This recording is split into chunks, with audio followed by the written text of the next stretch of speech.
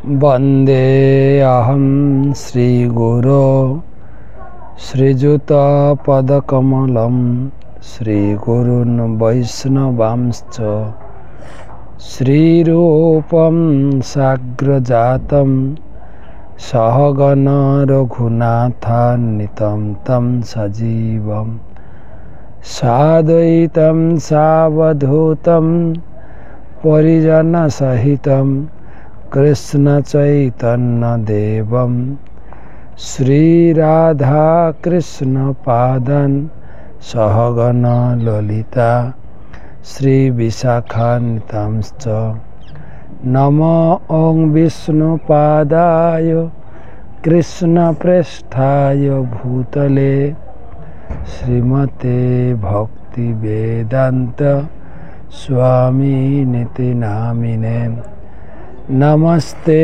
सारस्वते देवे गौरवाणी प्रचारिणे निर्विशेष शून्यवादी पाश्चात्य देश तारिणे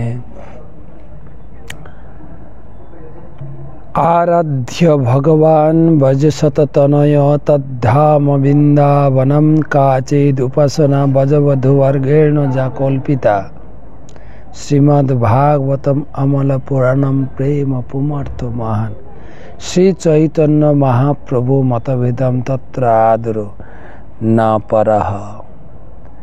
जय श्री कृष्ण चैतन्य प्रभु नित्यानंद श्री अद्वैत गदाधर श्रीवासदि श्री गौर भक्तबिंद। हरे कृष्णा कृष्ण कृष्ण हरे हरे हरे राम राम राम हरे हरे। ओम नमो भगवते वासुदेवाय ओम नमो भगवते वासुदेवाय ओम नमो भगवते नारायणं नमस्कृत्य नरं चैव नरोत्तमं देवीं सरस्वतीं व्यास ततो जयमुदीरये। तमादिदेवं करुणानिधानं तमालपर्णं सुहितावतारम् अपार संसार समुद्र सेतुं भजामहे भागवत स्वरूप। ग्रंथराज श्रीमद् भागवतम चतुर्थ स्कंधे चतुर्विंशति अध्याय आजकेर आलोचना ৬৬তম क्लास। आज के एक श्लोक पढ़ब एवं সেই संगे आज के আমরা গোবর্ধন परिक्रमा করলাম সেই গোবর্ধন পরিক্রমার কথা শোনাবো এবং আপনাদের জন্য প্রার্থনা করেছি। বৈকুণ্ঠাৎ জনিত বরা মধুপুরী তত্রাপি রাসোৎসবাৎ বৃন্দারণ্য উদারপাণি তত্রাপি গোবর্ধন রাধা কুণ্ড মিহাপপি গোকুলপতে प्रेम तत्रापलभात कुर्ज्यादस्य विराजतो गिरितटे सेवनम विबकी नक। বলা হচ্ছে এই যে আমাদের নারায়ণ ধাম বৈকুণ্ঠ লোক, বৈকুণ্ঠ থেকে এই মথুরা, এই যে উত্তরপ্রদেশে মথুরা ধাম আছে শ্রেষ্ঠ, কেননা এখানে ভগবান জন্মগ্রহণ করেছিলেন দাপর যুগে। মথুরা থেকে বৃন্দাবন শ্রেষ্ঠ। বৃন্দাবনে ভগবানের অনেক বিধলীলা হয়েছিল, আর বৃন্দাবনের মধ্যে গোবর্ধন শ্রেষ্ঠ, কেননা গোবর্ধনকে ভগবান নিজের হাতে উত্তোলন করেছিলেন। আর গোবর্ধনের ভিতরে রাধাকুণ্ড শ্রেষ্ঠ, যেখানে ভজন করার জন্য সর্বশ্রেষ্ঠ স্থান তো সেই গোবর্ধন সম্বন্ধে আলোচনা করব। আর আগে শ্লোকটা পড়ি।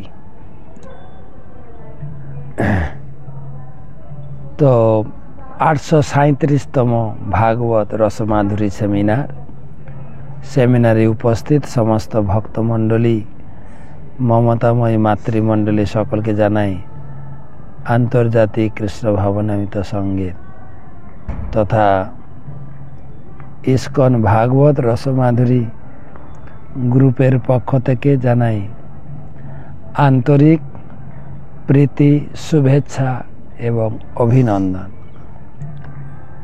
তো প্রথমে গুরুদেবের আশীর্বাদ প্রার্থনা করে গুরুদেবের চরণে প্রণাম নিবেদন করি। নমো ওং বিষ্ণুপাদায় কৃষ্ণ পৃষ্ঠায় ভূতলে শ্রীমতে জয়পতাকা স্বামী নীতি নামিনে নমো আচার্য পাদায় নিতাই কৃপা প্রদায়িনে গৌর কথা ধামদায় নগর। ভাগবত মাহাত্ম্য। যশ্চ ভাগবতম শাস্ত্র বাচয়েত অর্থতোহনিশম জন্ম কোটি কৃতং পাপম নশ্যতে নাত্র সংশয়।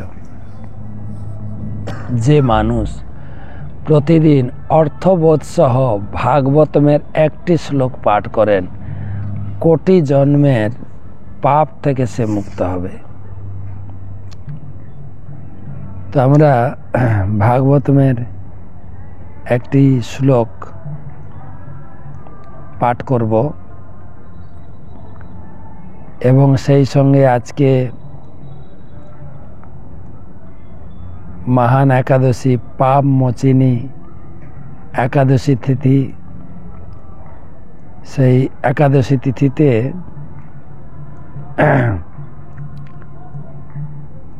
আমরা এই বৃন্দাবন ধামে রয়েছি এবং বৃন্দাবন ধামে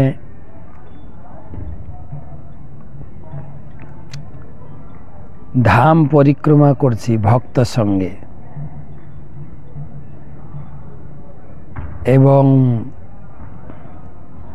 অপূর্ব বৃন্দাবনের অনুভূতি।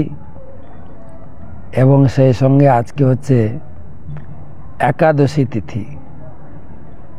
আমার গুরুদেব বলে থাকেন যে একাদশী তিথিতে যা কিছু করা হবে 1000 গুণ ফল লাভ হয়। পাপ মোচিনী একাদশী। যুধিষ্ঠির শ্রীকৃষ্ণকে বললেন, হে জনার্দন, চৈত্র মাসের কৃষ্ণপক্ষের একাদশীর নাম ও মাহাত্ম্য কৃপা করে বলুন। কৃষ্ণ বলেন, হে ধর্মরাজ যুধিষ্ঠির, আপনি ধর্ম বিষয়ক প্রশ্ন করেছেন। এই একাদশী সকল পাপ থেকে নিস্তার বা মোচন করে বলে এই পবিত্র একাদশী পাপ মোচিনী নামে প্রসিদ্ধ। রাজা মান্ধাতা একবার লোমস মুনিকে এই একাদশীর কথা জিজ্ঞাসা করেছিলেন।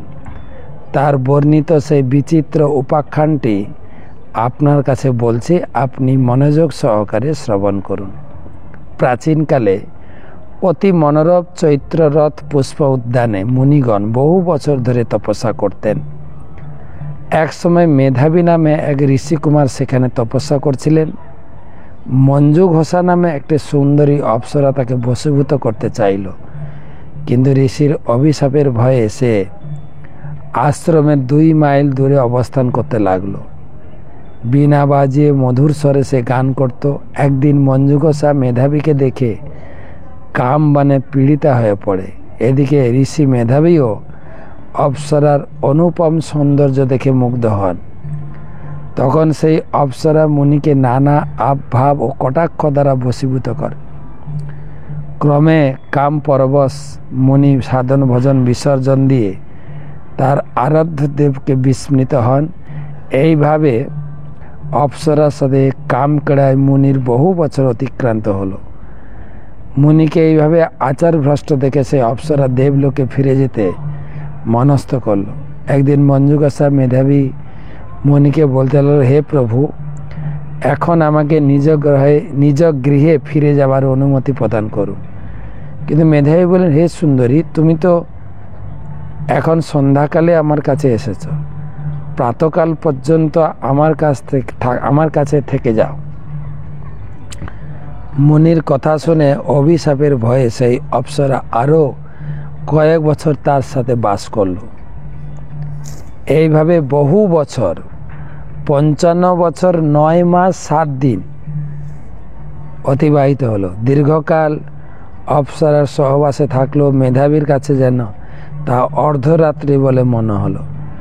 মঞ্জুগাসা পুনরায় নিজ স্থানে গমনের প্রার্থনা জানালে মুনি বললেন, এখন প্রাতকাল, যতক্ষণ পর্যন্ত আমি সন্ধ্যা বন্দনা না সমাপ্ত করি ততক্ষণ পর্যন্ত তুমি এখানে থাকো। মুনির কথা শুনে ঈষৎ হেসে মঞ্জুগাসা তাকে বলেন, হে মণিবর, আমার সহবাসে আপনার যে কত বছর অতিবাহিত হয়েছে তা একবার বিচার করে দেখুন। এই কথা শুনে মুনি স্থির হয়ে চিন্তা করে দেখলেন তার 56 বছর অতিবাহিত হয়ে গেছে। মুনি তখন মঞ্জুগাসার প্রতি ক্রোধ পরবশ হয়ে বলে, রে পাপিষ্ঠে, দুরাচারিণী, তপস্যার ক্ষয়কারিণী, তোমাকে ধিক, তুমি পিশাচী হও। মেধাবীর সাপে অপ্সরার শরীর বিরূপ হলো। তখন সে অবনত মস্তকে মুনির কাছে সাপ মোচনের উপায় জিজ্ঞাসা করল। মেধাবী তখন বললেন, হে সুন্দরী, চৈত্র মাসের কৃষ্ণপক্ষিয়া পাপ মোচনী একাদশী সর্ব পাপ ক্ষয়কারিণী। সেই ব্রত পালনে তোমার পিশাচত্ব দূর হবে। পিতার আশ্রমে ফিরে গিয়ে মেধাবী বলেন, হে পিতা, এক অপ্সরার সঙ্গদোষে আমি মহাপাপ করেছি, এর প্রায়শ্চিত্ত কি আমার দয়া করে বলুন। উত্তরে চবন মুনি বলেন, চৈত্র মাসের কৃষ্ণপক্ষিয়া পাপ মোচনী একাদশী ব্রতের প্রভাবে তোমার সব পাপ দূর হবে।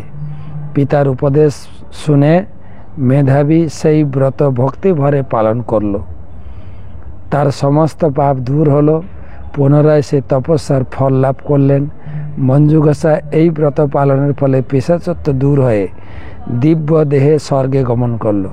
হে মহারাজ, যারা এই পাপ মোচনী একাদশী পালন করেন তাদের পূর্বকৃত সমস্ত পাপই ক্ষয় হয়ে যায়।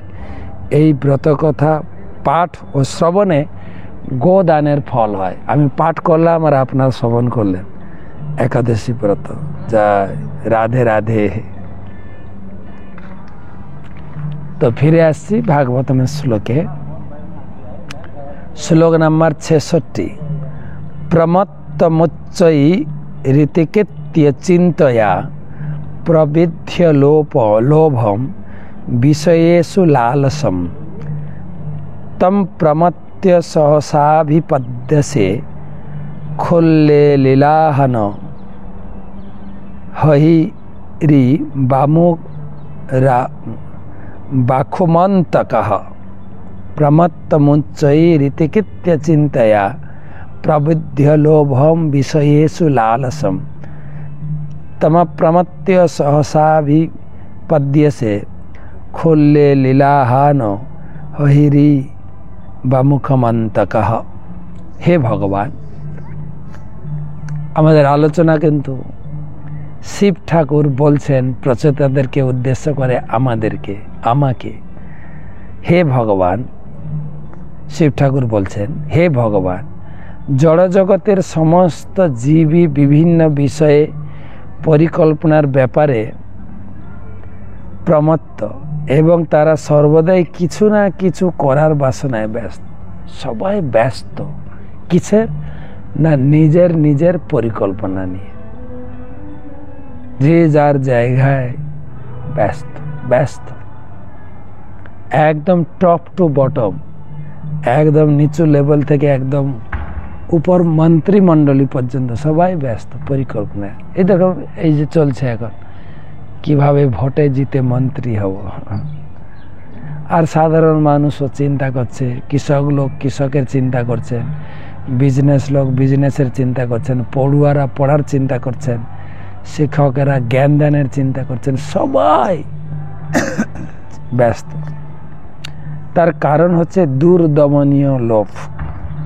জড়জাগতিক সুখ ভোগের জন্য এই লোভ জীবের মধ্যে সর্বদাই রয়েছে, কিন্তু পরমেশ্বর ভগবান আপনি কাল রূপে তাদের আক্রমণ করেন, ঠিক যেভাবে একটি সর্প অনায়াসে মুশিককে গ্রাস করে। একদম প্র্যাকটিক্যাল কথা শিব ঠাকুর বলছেন। সবাই যে যার পরিকল্পনা নিয়ে ব্যস্ত, কিন্তু আপনি কাল দিয়ে তাদেরকে আক্রমণ করেন। কাল মানে হচ্ছে বয়স। এই পরিকল্পনা কর্মব্যস্ততায় যে কত দিন কত বছর অতিবাহিত হয়ে যায়, তারপরে হঠাৎ দেখা যায় আমার বয়স হয়ে গেছে, রোগ ব্যাধি, তখন এই অ্যাম্বুলেন্স নিয়ে কাউ কাউ কাউ কাউ করে আমরা দৌড়াচ্ছি। ঠিক একটা সর্প যেরকম মুশিককে ধরে, খুব সুন্দর উদাহরণ। কিন্তু ফুললে লীলাহান ওহই ওরি বামুখ মন্তকা, এটা আমাদের উপলব্ধি আছে। কিন্তু আমি কৃষক ঘরের ছেলে, মাঠে দেখেছি, এই বৃন্দাবনে দেখছি গম পেকেছে আর আমাদের ধান পাকে।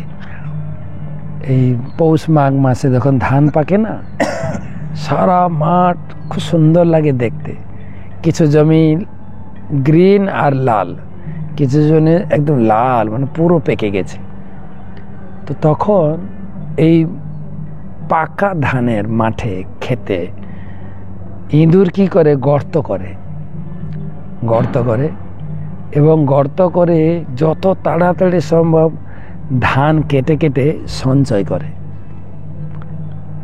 আর যখনই দেখে যে এখানে ইঁদুরের গর্ত, ওখানে এসে সাপ ওঁত পেতে বসে থাকে। সাপ দেখে যে ইঁদুরটা এত ব্যস্ত ধান কেটে ঘরে সঞ্চয় করার জন্য, কেননা কৃষক তো কেটে নিয়ে চলে যাবে, তো সেই জন্য সঞ্চয় করার ব্যস্ততায় সাপ শুয়ে থাকে, সাপের উপর দিয়ে লাফিয়ে চলে যায়, ভ্রক্ষেপ করে না। সাপ চুপ করে শুয়ে থাকে, রেঞ্চে আয়ত্তের মধ্যে এলেই ধরব। আর যখন আয়ত্তে চলে আসে, খক করে ধরে ফেলে, তখন সেই ইঁদুর চিল্লাতে শুরু করে, চে চে চে, ঠিক যেরকম অ্যাম্বুলেন্স চিল্লায়। এটাই শিব ঠাকুর বলছেন। ঠিক যেমন আমাদের বয়সের আক্রমণটা কীরকম হয়, ঠিক যেরকম একটা সর্প মুশিককে ধরে। খুব সুন্দর তাৎপর্য। প্রভুপাদ লিখছেন, এই জড়জগতে সকলেই লোভী, সকলেরই সুখভোগের জন্য নানা রকম পরিকল্পনা করে। জড় সুখভোগের লালসার ফলে জীবকে প্রমত্ত বলে মনে করা হয়েছে। সেই সম্বন্ধে ভগবদ্গীতায় বলা হয়েছে, 3য় অধ্যায় 27 শ্লোকে, প্রকৃতে ক্রিয়মাণানি গুণৈ কর্মাণি সর্বশ অহংকার বিমূঢ়াত্মা কর্তা অহমিতি মন্যতে। প্রকৃতির 3 গুণের দ্বারা মহাচ্ছন্ন হয়ে জীব নিজেকে কর্তা বলে মনে করে, কিন্তু প্রকৃতপক্ষে সব কিছুই সংগঠিত হয় প্রকৃতির দ্বারা। আমরা প্ল্যান পরিকল্পনা করি, আমি করছি, আমি করব, সব তো করছেন ভগবান, সব করছেন। আজকে আমরা গোবর্ধন পরিক্রমা করতে করতে শুনছিলাম, বলছেন ভগবান গিরি গোবর্ধন ধারণ করেছেন। ভগবান এটার দ্বারা বুঝাচ্ছেন, আমি তোমার সব কিছু ধারণ করছি, তোমার ফ্যামিলিকে আমি ধারণ করে আছি, তোমার জীবনকে আমি ধারণ করে আছি, তোমার ভবিষ্যৎকে আমি ধারণ করে আছি। সেটা নিয়ে আলোচনা করব। তাই গীতায় বলছে, এতদ জনিনি ভূতানি সর্বাণি ইতি উপধারয়। আমি সমস্ত জীবকে, পশু পাখি কীট পতঙ্গ মন্ত্রী কৃষক সবাইকে আমি ধারণ করে আছি। আর লোকে মনে করে আমি করছি, আমি আমার ফ্যামিলি চালাচ্ছি, আমি দেশ চালাচ্ছি, আমি গ্রাম চালাচ্ছি, রাজ্য চালাচ্ছি। ভগবান বলছেন, চালাচ্ছি আমি, নাম কিনছ তুমি। মূঢ় কোথাকার, বোকা কোথাকার, তুমি চলে গেলে দেশ চলবে না। সব কিছুই সম্পন্ন হয় প্রকৃতির নিয়মে। সেই নিয়মগুলি ভগবানের নিয়ন্ত্রণের অধীন। নাস্তিকেরা বা নির্বোধেরা সেই কথা জানে না। তারা তাদের নিজেদের পরিকল্পনায় ব্যস্ত থাকে, আর বড় বড় রাষ্ট্রগুলি তাদের সাম্রাজ্য বিস্তারের কাজে ব্যস্ত থাকে। যদিও আমরা জানি যে কালের প্রভাবে বহু বড় বড় সাম্রাজ্যের সৃষ্টি হয়েছে, ধ্বংস হয়েছে। মানুষের চরম উন্মত্ততায় বহু বড় বড় সম্ভ্রান্ত পরিবারের সৃষ্টি হয়েছে। কালের প্রভাবে সেই সমস্ত পরিবার, সাম্রাজ্য আবার ধ্বংস হয়ে গেছে। কিন্তু তা সত্ত্বেও মূর্খ নাস্তিকেরা ভগবানের পরম ঈশ্বরত্ব স্বীকার করতে চায় না। এই প্রকার মূর্খ মানুষেরা ভগবানের পরম অধ্যক্ষতা স্বীকার না করে অনর্থক নিজেদের মন গড়া সমস্ত কর্তব্য সৃষ্টি করে। তথাকথিত রাজনৈতিক নেতারা তাদের রাষ্ট্রের জড়জাগতিক উন্নতি সাধনের জন্য নানা রকম পরিকল্পনায় ব্যস্ত থাকে, কিন্তু প্রকৃতপক্ষে এই সমস্ত রাজনৈতিক নেতারা তাদের নিজেদের উচ্চ পদই আকাঙ্ক্ষা করে। জড়জাগতিক উচ্চ পদের লোভে তারা নিজেদের জনসাধারণের নেতা রূপে উপস্থাপিত করে তাদের ভোট সংগ্রহ করে। যদিও তারা নিজেরাই সম্পূর্ণরূপে জড় প্রকৃতির নিয়মের অধীন। এইগুলি হচ্ছে আধুনিক সভ্যতার কয়েকটি ভ্রান্তি। ভগবানের অধ্যক্ষতার স্বীকার না করে এবং ভগবত ভক্তির পন্থা অবলম্বন না করে জীবেরা বিভ্রান্ত হচ্ছে এবং তাদের সমস্ত পরিকল্পনাগুলি ব্যর্থ হচ্ছে। অর্থনৈতিক উন্নতি সাধনের অবৈধ পরিকল্পনার ফলে সারা পৃথিবী জুড়ে প্রতিদিন দ্রব্যমূল্য এতই বৃদ্ধি পাচ্ছে যে দরিদ্র শ্রেণীর মানুষদের পক্ষে জীবন ধারণ করা অত্যন্ত কঠিন হয়ে উঠেছে। প্রভুপাদ এটা লিখেছেন 50 বছর আগে, 50 নয়, প্রায় 50 বছর আগে, 50-60 বছর আগে। আর এখন বাস্তব চলছে, কিন্তু তখনও ছিল, এখনো।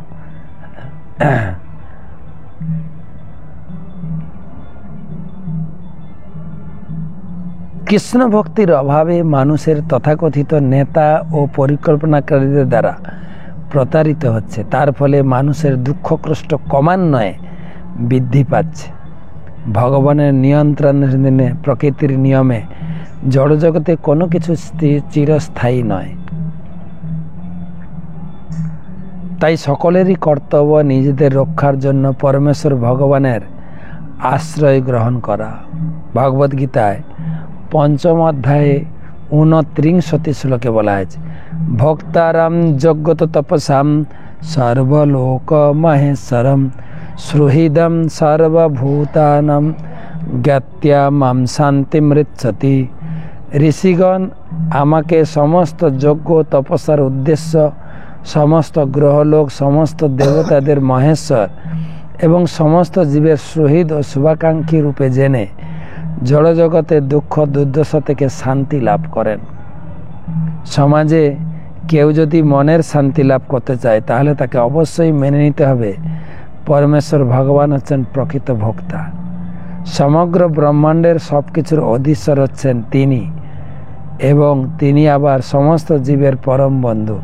সেই কথা জানার ফলে মানুষ ব্যক্তিগতভাবে ও সমষ্টিগতভাবে সুখী হতে পারে এবং শান্তি লাভ করতে পারে। প্রকৃত শান্তি, সুখ লাভ করতে গেলে ভাগবতম পড়ে, গীতা পড়ে ভগবানকে যেন উপলব্ধি করতে পারি। আমরা প্রতিদিন গীতা মাহাত্ম্যের একটা শ্লোক পড়ছি। যদি সংসারে বা জীবনে প্রকৃত শান্তি লাভ করতে চাও, প্রতিদিন গীতা পড়ো, ভাগবতম পড়ো। যাই হোক, ভগবান যে সবার আশ্রয় তা তিনি দেখিয়েছেন গিরি গোবর্ধন ধারণ লীলার মাধ্যমে। গিরি গোবর্ধন ধারণ করে ভগবান জগৎকে দেখিয়েছেন যে কিভাবে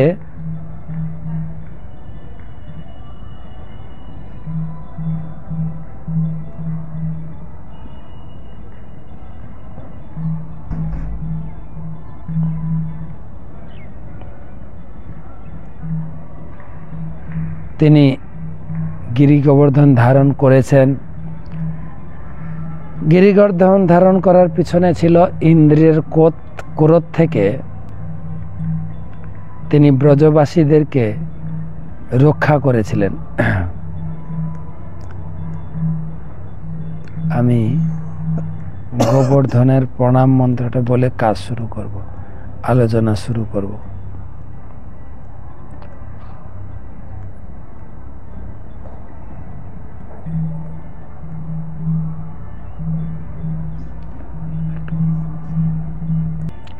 প্রথমে গিরি গোবর্ধনকে প্রণাম জানাই।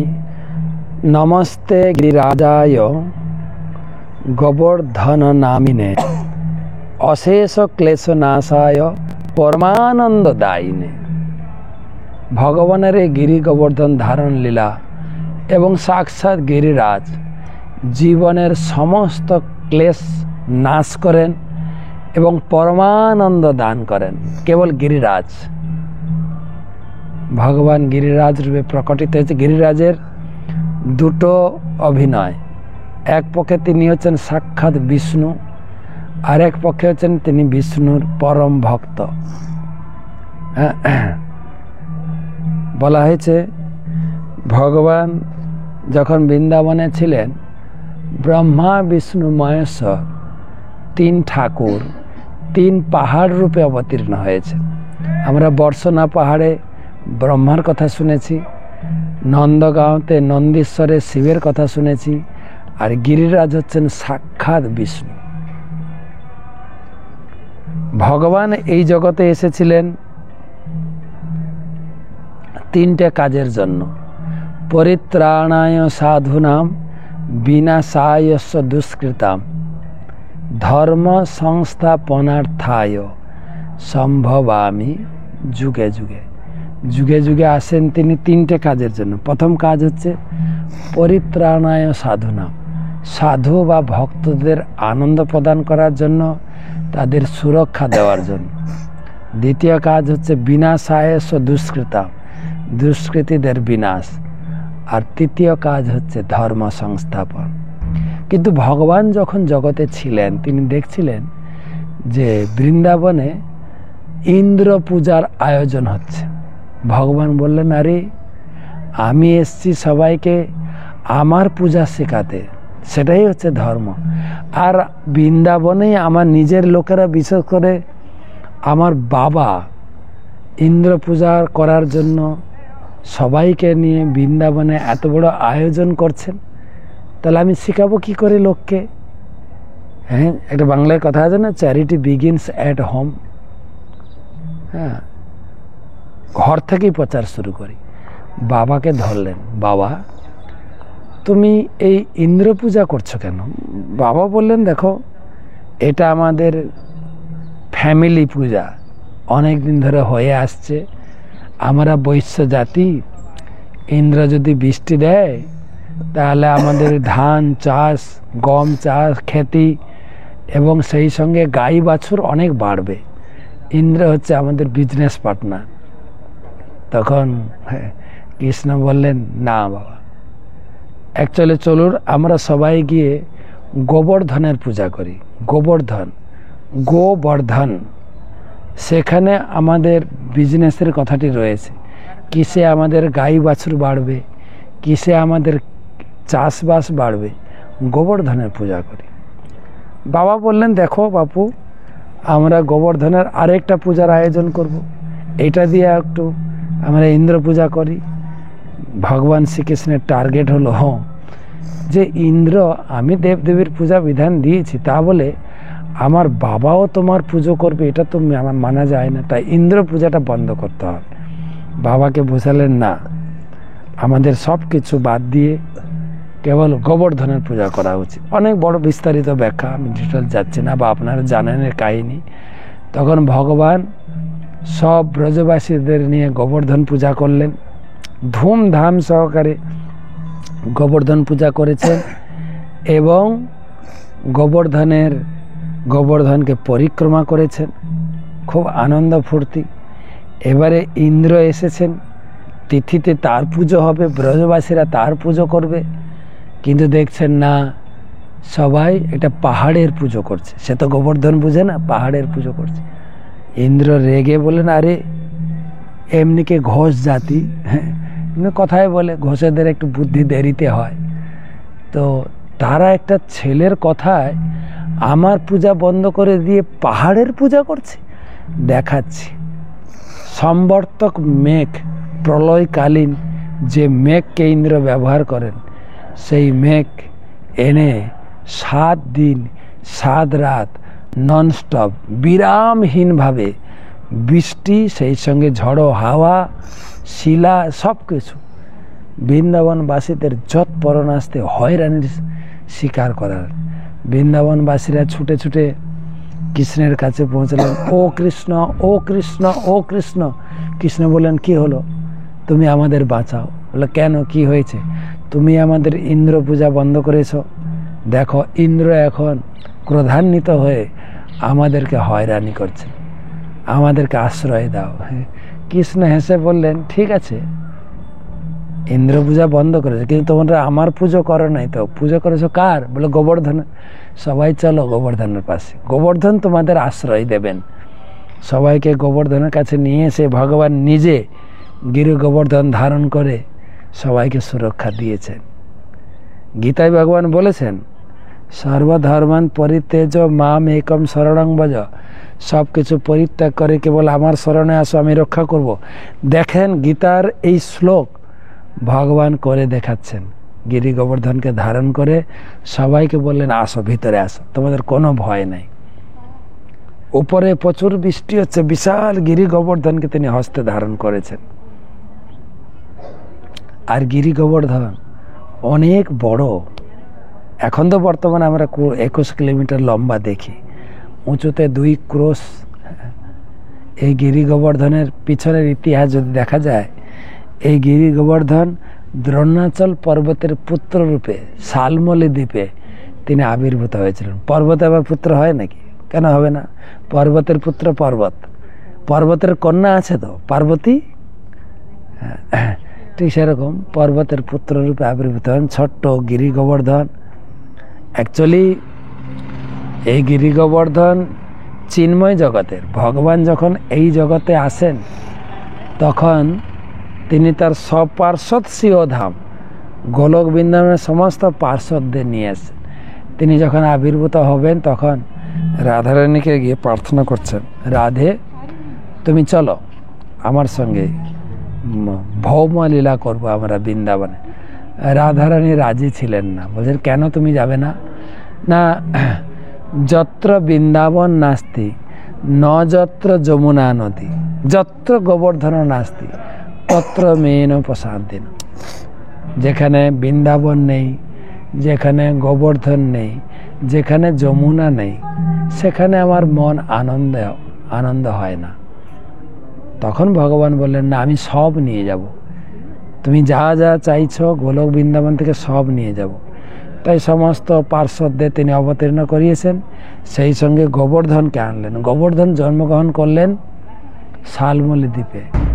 তো সেখানে অত্যন্ত রমণীয় সেই দ্বীপ।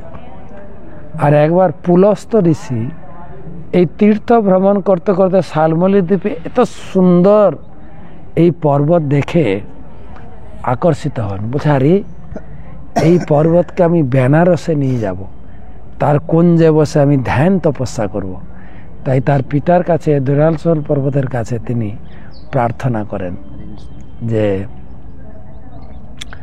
আমাকে তোমার পুত্রকে দান দাও। আর তখনকার দিনে মুনি ঋষিদের ক্রোধ,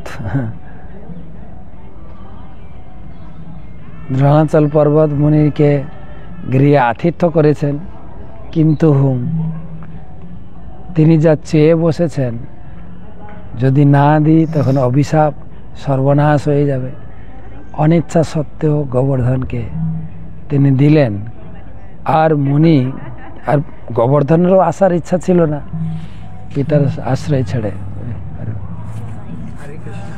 আর গোবর্ধনেরও আসার ইচ্ছা ছিল না। গোবর্ধন তখন একটা শর্ত করলেন, বলছে, ঠিক আছে, আমি যেতে পারি একটা শর্ত, আপনি এখান থেকে আমাকে ধারণ করবেন এবং কেবল গিয়ে বেনারসে স্থাপন করবেন।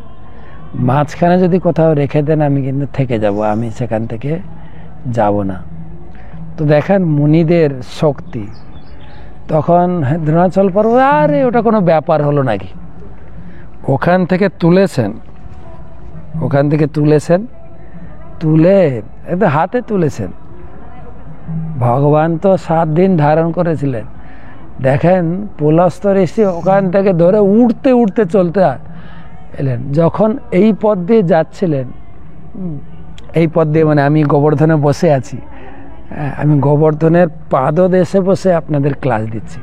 সকালে গোবর্ধন পরিক্রমা করেছি, আর এখন গোবর্ধনে বসে গোবর্ধনের কথা শোনাচ্ছি আপনাদের। একদম গোবর্ধনের নিচে দেখতে পাচ্ছেন গাছপালা ভর্তি সেই গোবর্ধনে।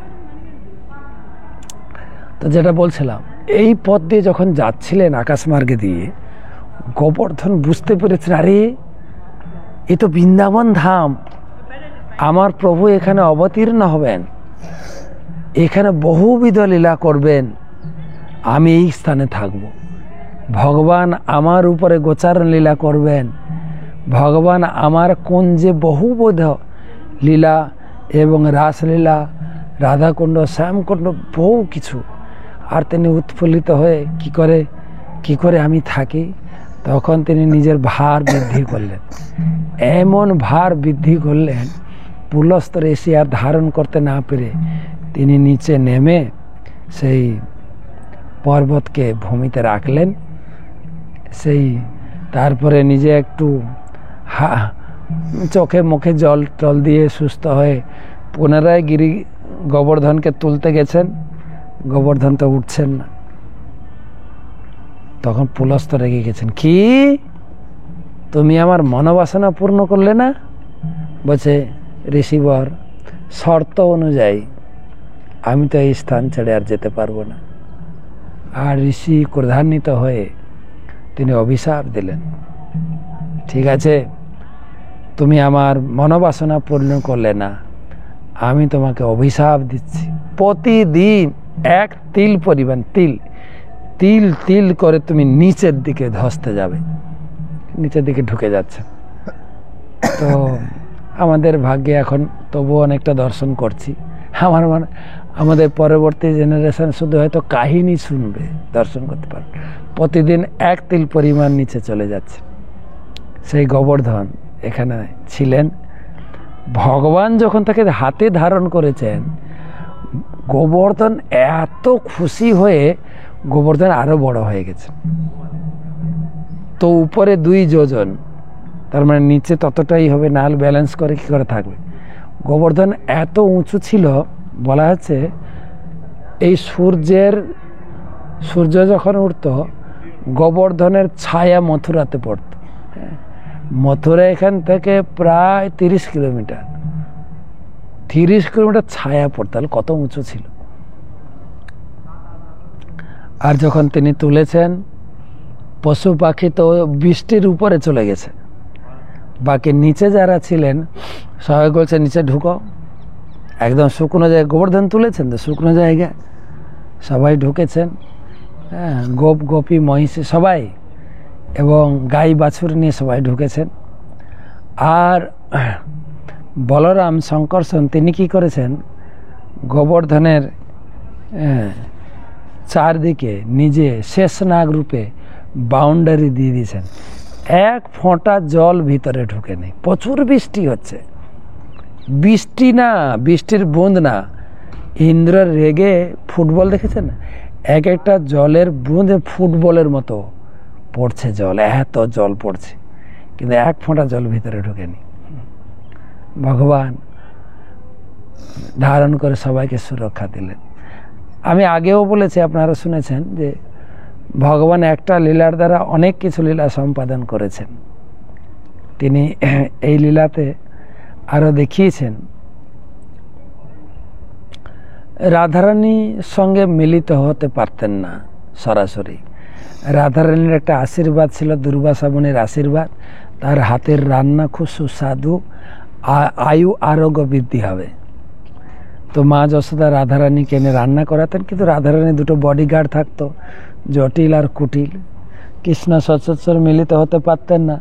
তো রাধারানী প্রার্থনা করেছিলেন, কৃষ্ণ তুমি এমন একটা ব্যবস্থা করো না যেখানে অপলক নয়নে আমি তোমাকে দেখব, হ্যাঁ, যেখানে কোনো প্রকার বাধা থাকবে না। আর সেটাই ভগবান রাধারানীর মনোবাসনা পূর্ণ করতে গিরি গোবর্ধন ধারণ করেছেন, আর ইন্দ্রকেও শিক্ষা দিয়েছেন। হ্যাঁ, সারা বৃন্দাবনে বন্যা, জলে জলমগ্ন, একটাই শেল্টার জায়গা, শেল্টার হাউস, সেটা হচ্ছে গোবর্ধনের তলাটি। তাই সবাই এসছেন, এখানে আর কোনো ভেদ নেই, স্ত্রী পুরুষ ভেদ নেই, সিনিয়র জুনিয়র, সবাই প্রাণ বাঁচানোর তাগিদ। আর রাধারানীর মনোবাসনা করেছিলেন 7 দিন 7 রাত অপলক নয়নে কৃষ্ণ রাধাকে দর্শন করেছেন, রাধা কৃষ্ণ দর্শন, অপূর্ব লীলা। আরো অনেক কাহিনী রয়েছে।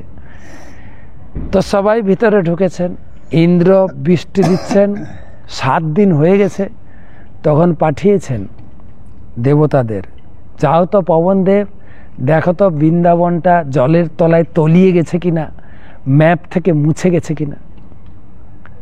পবনদেব এসে দেখছেন, আরে কিছুই হয় নাই, পাহাড়ের নিচে তো সবাই আনন্দ করছে। গিয়ে খবর দিলেন, ইন্দ্র বিশ্বাস করলেন না।